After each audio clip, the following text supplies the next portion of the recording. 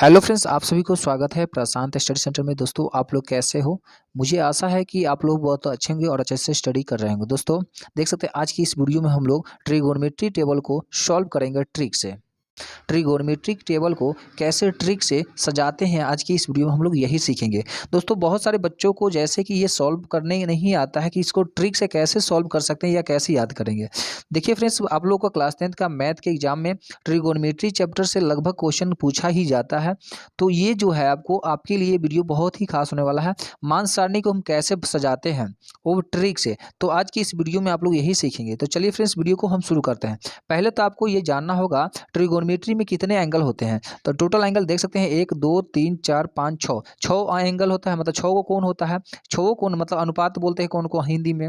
ठीक है फ्रेंड्स, तो इस जो है ना 6 मतलब अनुपातों का फॉर्मूला को 0 से लेके 90 तक के वैल्यू को हम जानेंगे, वो भी ट्रिक के सहायता से। तो चलिए हम ट्रिक क्या है आपका। तो आज का जो ट्रिक है, पहले आप क्या करेंगे, पहले गिनती को सजा लेंगे। क्या करेंगे?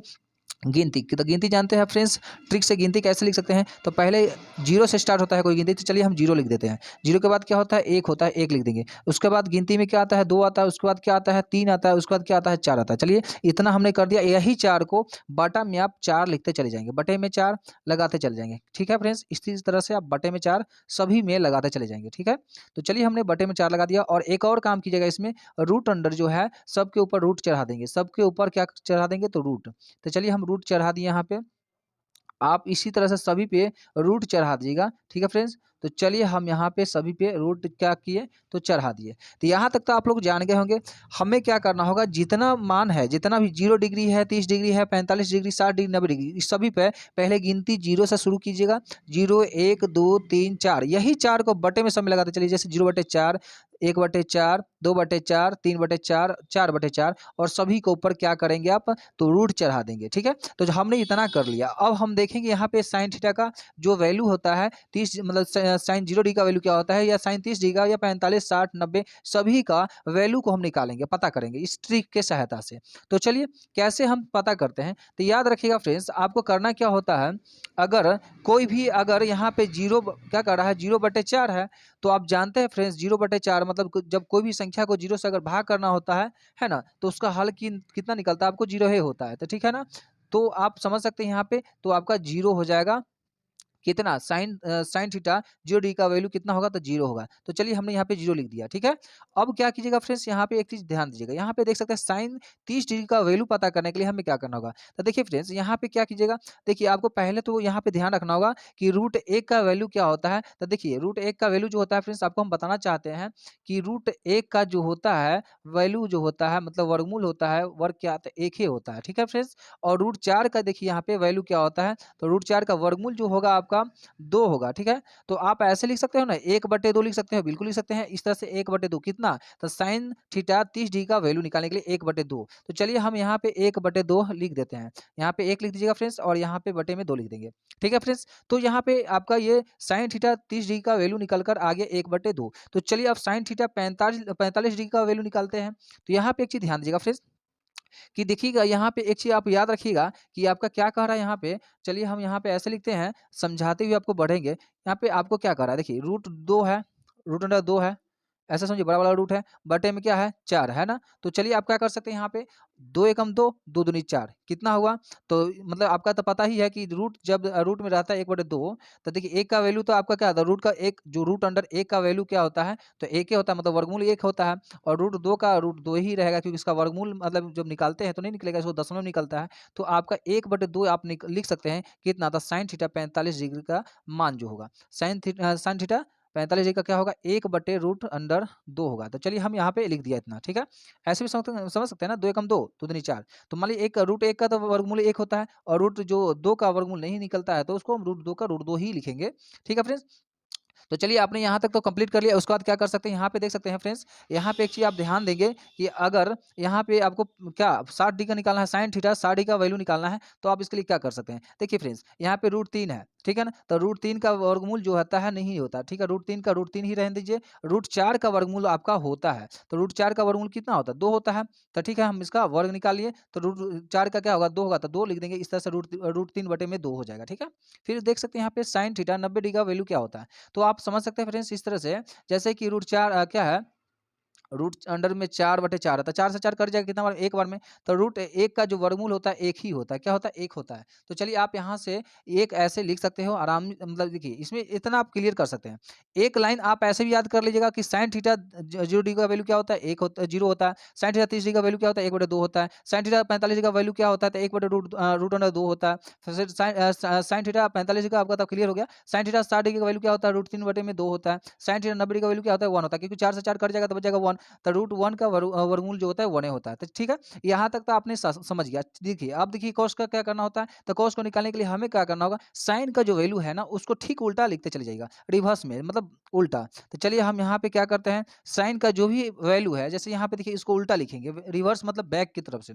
तो देखिए यहाँ पे उल्टा लिखते हैं, यहाँ पे cos थीटा 0 डिग्री का वैल्यू जो होगा 1 होगा, क्योंकि 90 का जो होगा ना sin का, उसका उल्टा इधर से लिखते चले जाएंगे। तो चलिए यहाँ पे 1 है तो हम यहाँ पे 1 लिख देते हैं, ठीक है।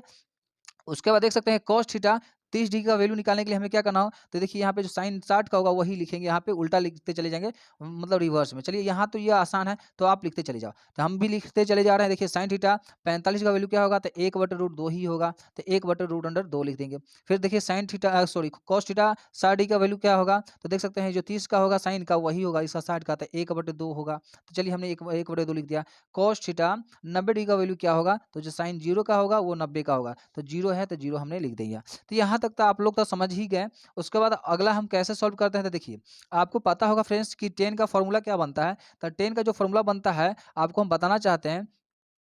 टेन थीटा बराबर क्या होता है, टेन थीटा बराबर होता है साइन थीटा बटे में कॉस थीटा होता है ना, साइन थीटा बटे में कॉस थीटा होता है। तो आप लोग इतना समझ गया। तो देखिए हमको टेन थीटा 0 डिग्री का वैल्यू निकालना है। टेन थीटा 0 डिग्री का वैल्यू निकालने के लिए क्या करना होगा, तो साइन थीटा 30 डिग्री का जो मान होगा, 0 डिग्री का मान होगा, और कॉस जो 0 का मान होगा ना, उसको हम क्या करेंगे, भाग करते हैं। तो ऐसे भी समझ सकते हैं ना, इस 0 को अगर 1 से भाग करते हैं तो क्या होता है, 0 को अगर 1 से भाग करते हैं तो 0 ही होता है। ऐसे भी समझ सकते हैं ना, जब भी 0 ऊपर रहेगा, ठीक है फ्रेंड्स, यहाँ पे साइन क्या है, देखिए साइन 0 डिग्री का मान है, साइन 0 डिग्री का मान 0 है ही है, और कॉस 0 डिग्री का मान 1 है, तो 1 है। तो जब 1 से कोई भी संख्या अगर भाग देते हैं 0 से, तो कितना, उसका 0 ही हल निकलेगा, क्या निकलेगा, 0 निकलेगा। तो चलिए आप यहाँ पे 0 लिख सकते हैं, क्या करेंगे, 0 लिख देंगे। तो साइन थीटा 0 डिग्री का मान 0 होगा, और मतलब साइन जगह 0 डिग्री का मान 0, कॉस जगह 0 डिग्री का भी मान 1, तो अगर 1 से 0 को भाग करते हैं तो वो 0 होता है। टेन थीटा आप 30 डिग्री का मान निकालना है, तो क्या करेंगे, जब भाग करते हैं देखिएगा 30, यहाँ पे देखिए साइन 30 डिग्री का वैल्यू और कॉस 30 डिग्री का वैल्यू आप इस तरह से लिख सकते हैं ना। जैसे हम आपको बताना चाहते हैं साइन 30 डिग्री का वैल्यू क्या है, आपको देख सकते हैं यहाँ पे साइन 30 डिग्री का वैल्यू है 1/2 है, तो 1/2 लिख दिए। उसके बाद देख सकते हैं यहाँ पे कॉस 30 डिग्री का वैल्यू कितना है, तो देख सकते हैं √3/2 है, तो √3/2 लिख देंगे। 2 से 2 कट जाएगा ना, तो बच क्या रहा है आपका, देख सकते हैं 1 और √3 बच रहा था, 1/√3। तो आपका तो ऐसे ही निकल आया। तो यहाँ पे आप लिख सकते हो टेन थीटा 30 डिग्री का मान 1/√3 लिख सकते हो, ठीक है। तो चलिए यहाँ पे इस तरह से लिख देते हैं। ऐसे भी समझ सकते हैं, 2 से 2 कट रहा है तो बच जाएगा 1 और √3 बच जाएगा, तो 1/√3 लिख सकते हैं ना, आसानी से लिख सकते हैं, बिल्कुल लिख सकते हैं। अब टेन थीटा 45 डिग्री का मान क्या करेंगे, देख सकते हैं यहाँ पे, देखिए यहाँ पे क्या करना होता है, आपको फॉर्मूला में होता है ना कि टेन बराबर होता है साइन बटे में कॉस होता है। तो साइन का जो मान होता है और कॉस का मान दोनों का भाग करना होता है, मतलब ये दोनों सेम है तो कट जाएगा तो बच जाएगा 1। तो आप यहाँ पे 1 लिख सकते हैं, बिल्कुल आसानी से लिख सकते हैं, हाँ लिख सकते हैं। तो चलिए अब टेन थीटा 60 डिग्री का वैल्यू क्या होता है, देखिए तो हम आपको क्या बोले हैं, साइन टेन बराबर क्या होता है, साइन बटे में कॉस थीटा होता है। तो जो साइन का वैल्यू होता है और कॉस का वैल्यू दोनों का क्या करेंगे, भाग करते हैं। तो मान लेते हैं ये 2 से 2 कट रहा है, तो बच क्या रहा है आपका, √3 बच रहा है, या बट्टे में 1 बच रहा है। तो चलिए √3 हम लिखते हैं। अब बटे में 1 लिखने का जरूरत नहीं है, क्योंकि कोई भी संख्या के नीचे अगर 1 होता है तो उसका कोई वैल्यू नहीं होता है। तो चलिए हम सीधे √3 भी लिख देंगे, क्योंकि 2 से 2 कट गया, ठीक है। तो बच रहा है √3 और नीचे में 1, तो चाहे तो आप लिख भी सकते हैं और नहीं तो छोड़ भी सकते हैं। तो चलिए हम छोड़ रहे हैं, यहाँ पे देख सकते हैं। अब क्या करेंगे, टेन थीटा यहाँ पे कह रहा है टेन थीटा 90 डिग्री का मान निकालना है। तो आप जानते हैं फ्रेंड्स, जब कोई भी संख्या को 0 से अगर भाग करना होता है, जैसे यहाँ पे जानते हैं कोई भी संख्या जैसे कह रहा है ना कि साइन बटे में कॉस होता है, तो मान लीजिए 1 ऊपर में है नीचे में 0 है, तो 0 से जब कोई भी भाग देंगे तो उसका अनंत हल होगा, मतलब अपरिभाषित कह सकते हैं, क्या कह सकते हैं, अपरिभाषित, मतलब अनंत हल होगा, या अपरिभाषित भी लिख सकते हैं, अपरिभाषित। तो इस तरह से लिख देंगे तो ठीक है। यहाँ पे अपरिभाषित लिखते हैं या अनंत, कुछ भी लिख सकते हो। तो चलिए हम अपरिभाषित लिखते हैं, अपरिभाषित, ठीक है फ्रेंड्स। तो हमने अपरिभाषित लिख दिया और इसका साइन अप जो होता है अपरिभाषित के इस तरह से होता है, ठीक है फ्रेंड्स। तो चलिए हमने यहाँ ये भी लिख दिया, ठीक है।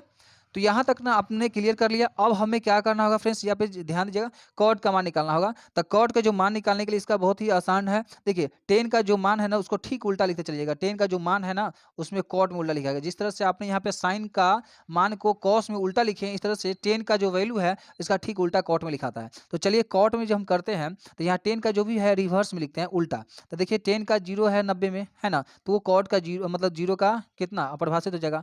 तो देखिए कॉट थीटा 0 का वैल्यू क्या होगा, अपरिभाषित, हम उल्टा करते चले जाते हैं। तो यहाँ पे लिख देंगे इस तरह से अपरिभाषित, अपरिभाषित।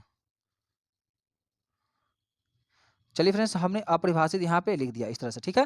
फिर उसके बाद क्या करेंगे, कॉट 30 का वैल्यू। तो कॉट 30 का वैल्यू क्या होगा, ये √3 है, इसके बाद √3 लिख देते हैं। उसके बाद देखिए कॉट 45 का वैल्यू क्या होगा, 1 होगा। और कॉट जो है आपको 60 का वैल्यू जो होगा 1/√3 हो जाएगा। तो हम 1/√3 लिख देंगे। फिर उसके बाद क्या कर सकते हैं, कॉट 90 का वैल्यू जो हो जाएगा 0 हो जाएगा। तो हम यहाँ पे 0 लिख दिए, ठीक है फ्रेंड्स। यहाँ तक तो आपने क्लियर हो गया। उसके बाद देख सकते हैं यहाँ पे सेक का निकालना होगा। तो सेक का फॉर्मूला लिखने के लिए हमें क्या करना होगा, सेक का फॉर्मूला निकालने के लिए आपको, तो यहाँ पे सेक का फॉर्मूला निकालेंगे। जैसे कि देख सकते हैं यहाँ पे कॉस का जो है ना, कॉस का जो मान है उसका ठीक उल्टा लिखेंगे। सेक का फॉर्मूला निकालने के लिए सेक का जो है, तो चलिए हम क्या करते हैं, यहाँ पे सेक 0 का निकालना है। तो हम आपको क्या बोले हैं, सेक 0 का वैल्यू लिखने के लिए कॉस का जो मान होता है तो कॉस का मान का उल्टा करते चल जाएगा। तो एक का उल्टा क्या होता है, एक का उल्टा तो एक ही होता है, समझ सकते हैं ना, जिसका कोई ना हो उसका एक होता है, ठीक है। तो एक का उल्टा एक होता है। तो चलिए अब सेक 30 का वैल्यू निकालना है। तो सेक 30 का वैल्यू निकालने के लिए कॉस 30 का मान को उल्टा करते हैं। तो चलिए हम इसको 2 को ऊपर कर देंगे, √3 को नीचे कर देंगे। तो ठीक है ना, तो इतना तो कर ही सकते हैं, बिल्कुल कर सकते हैं। तो चलिए ये जो है 2 ऊपर कर देते हैं, तो 2 यहाँ ऊपर कर देते हैं, √3 जो है नीचे कर देते हैं, ठीक है फ्रेंड्स। उसके बाद में जो है यहाँ पे देख सकते हैं इतना तो हमने कर दिया, क्या किए, ये 2 था ऊपर कर दिए, √3 जो ऊपर था तो नीचे कर दिए। तो ये सेक 30 का मान निकल गया। अब सेक जो है 45 का मान निकालने के लिए बस कॉस 45 को उल्टा कर दीजिए। तो क्या है, √2/1 होता है। तो बटा में 1 तो कोई जरूरत नहीं है देने का, तो बिल्कुल हम नहीं देंगे, यहाँ पे सिर्फ √2 ही लिख देंगे। तो चलिए हमने √2 लिख दिया, ठीक है फ्रेंड्स। उसके बाद क्या कर सकते हैं, यहाँ पे सेक जो है 60 का मान निकालने के लिए, तो सेक 60 का मान निकालने के लिए कॉस 60 का मान को उल्टा करना। देखिए यहाँ पे कॉस 60 का मान क्या है, 1/2 है। तो 2/1 होता, तो 2/1 को आप 2 लिख सकते हो ना, बटे में 1 देने का कोई जरूरत नहीं है, ठीक है ना, 1 का कोई वैल्यू नहीं होता, ठीक है ना फ्रेंड्स। तो चलिए अब हम क्या करते हैं, यहाँ पे सेक 90 का मान निकालने के लिए कॉस 90 का मान का उल्टा करेंगे। तो 0 का उल्टा क्या होता है, अपरिभाषित होता है, मतलब अनंत, उसका कोई हाल ही नहीं होगा। तो यहाँ पे लिख सकते हैं ना अपरिभाषित, क्या लिखेंगे, अपरिभाषित। तो चलिए आप लोग भी इस तरह से लिख सकते हैं। अपरिभाषित का जानते हैं साइन अप क्या होता है, इसका साइन जो होता है इस तरह से होता है अपरिभाषित का, ठीक है। तो हमने यहाँ पे इस तरह से कर दिया। उसके बाद देख सकते हैं कौशिक का मान निकालने के लिए हमें क्या करना होता है, कौशिक का जो मान निकालना होता है फ्रेंड्स। तो कौशिक का मान निकालने के लिए आपको कुछ नहीं करना है, यहाँ पे सेक का मान को उल्टा करते चले जाइएगा। सेक का जो मान होगा उसको उल्टा करते चले जाएंगे। तो देखिए यहाँ पे कौशिक का मान निकालना है, तो जो कौशिक का निकालेंगे तो आपको क्या बोले हैं, सेक का उल्टा करते चले जाइए। बड़का ही मतलब बहुत ही आसान है। तो यहाँ पे अपरिभाषित है, अपरिभाषित लिख देते हैं प्लीज। चलिए अपरिभाषित लिख दीजिए यहाँ पे, अपरिभाषित। तो चलिए हम अपरिभाषित लिख दिए। अपरिभाषित का साइन अप क्या होता है, ये होता है, ठीक है। तो इस तरह से हमने लिख दिया। उसके बाद देख सकते हैं यहाँ पे 2 है तो 2 यहाँ पे लिख दीजिए। यहाँ पे उसका देख सकते हैं √2 है तो यहाँ पे √2 है तो √2 लिख देंगे, ठीक है फ्रेंड्स। यहाँ पे √2 है तो यहाँ पे देख सकते हैं √2 है तो √2 लिख देंगे। उसके बाद देख सकते हैं यहाँ पे 2/√3 है तो 2/√3 यहाँ पे लिख देंगे, ठीक है फ्रेंड्स। उसके बाद देख सकते हैं यहाँ 1 है तो यहाँ पे 1 लिख दिए। तो क्या करना है, बड़ा ही आसान था ना, देख सकते हैं ना। यहाँ पे कौशिक का मान निकालने के लिए हमें सेक का जो भी मान था ना उसको रिवर्स में लिखते चले जाना था, उल्टा लिखते चले जाना था। देखिए यहाँ पे हमने उल्टा लिखते चला गया और ये मेरा कंप्लीट हो गया। उसी तरह से देखिए आपके जो भी अनुपात है सभी का फॉर्मूला जो हमने निकाला है, ये ट्रिक से निकाला है। तो आई होप कि ये वीडियो पसंद आया होगा। अगर वीडियो पसंद आया तो वीडियो को लाइक शेयर कमेंट जरूर कीजिएगा। फिर मिलेंगे नेक्स्ट वीडियो में, तब तक के लिए जय हिंद।